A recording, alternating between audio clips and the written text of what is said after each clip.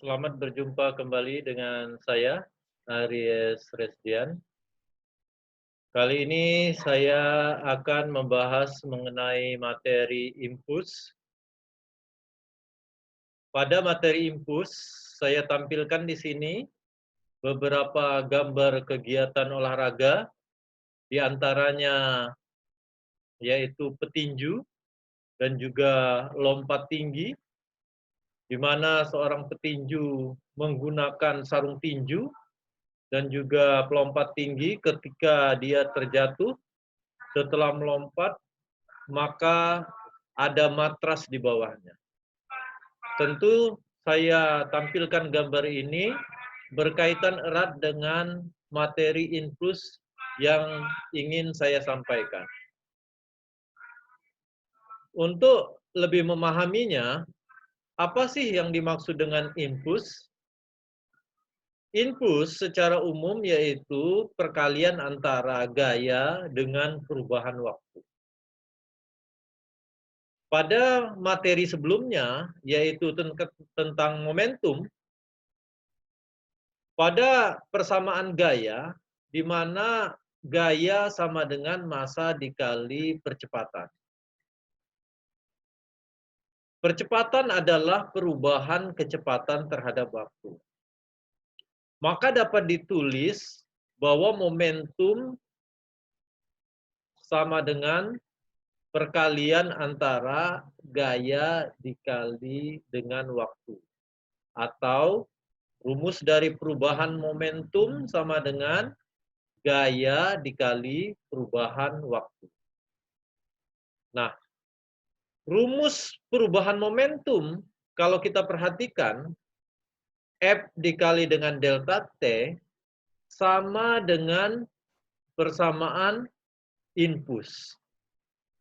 Maka infus juga sering diartikan bahwa sama dengan perubahan momentum. Kita lihat di sini infus, persamaannya dapat kita tulis bahwa momentum setelah dikurang dengan momentum sebelum. Di mana M sama dengan P2 min M dikali dengan P1.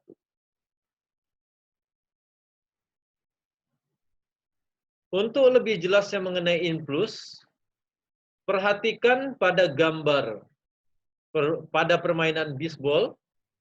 Gambar 1, kita lihat ketika bola datang dengan kecepatan awal. Setelah itu pada gambar 2, bola menyentuh stick bisbol sehingga dari stick diberikan gaya membuat bola tersebut terpental dengan kecepatan VT pada gambar 3. Selanjutnya, untuk lebih jelasnya, perhatikan pada permainan bisbol, kita lihat sebelum bola datang, sebelum menyentuh stick bisbol, dan setelah menyentuh stick bisbol. Ketika bola datang menyentuh stick bisbol dengan momentum, karena momentum adalah besaran vektor, maka kita bisa dapat gambarkan bahwa dengan garis gaya. Setelah menyentuh stick bisbol, kita gambarkan juga gambar garis vektornya, momentum setelah menyentuh stick bisbol. Maka di sini, apakah perubahan momentum? Perubahan momentum di sini adalah penjumlahan dari momentum sebelum menyentuh stick dan setelah menyentuh stick. Maka garis vektornya delta P seperti yang terlihat di gambar berwarna kuning. Delta P itu merupakan impuls, persamaannya adalah F dikali dengan delta T. Nah, untuk lebih jelasnya lagi, kita perhatikan simulasi di sini, gambar di samping, yaitu ada gambar Jono dan Joni. Jono dan Joni pada gambar bagian kiri sama-sama menerima gaya jatuhnya pot bunga dengan kecepatan minus 20 meter per second.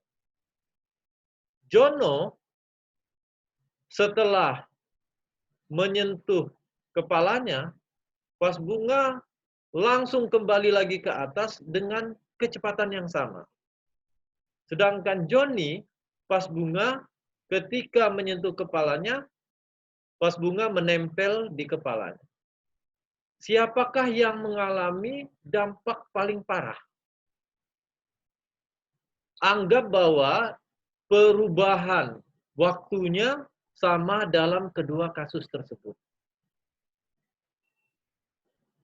Saya beri waktu untuk berpikir, siapakah yang mengalami dampak yang paling parah?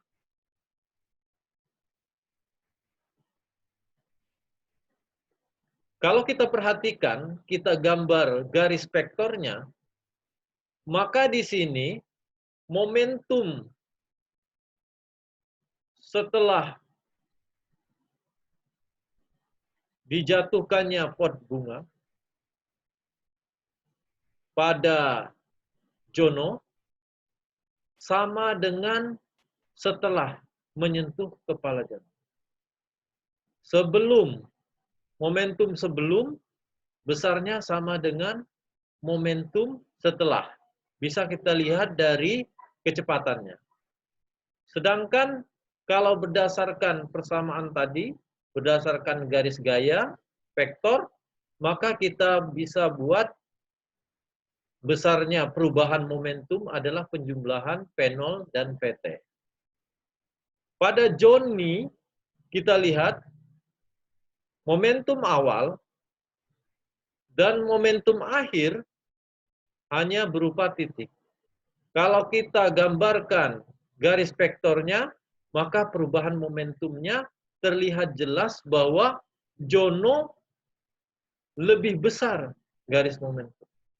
Jadi yang menentukan di sini adalah perubahan gaya momentum.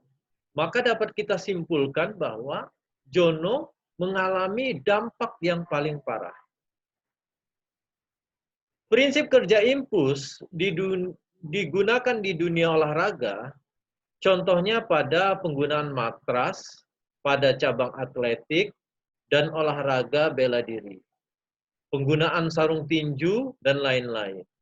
Kalau kita lihat pada gambar, maka ini bahwa ada pelindung kepala dan juga ada pelindung organ vital. Di sini, apa tujuannya? Yaitu untuk memperbesar delta T.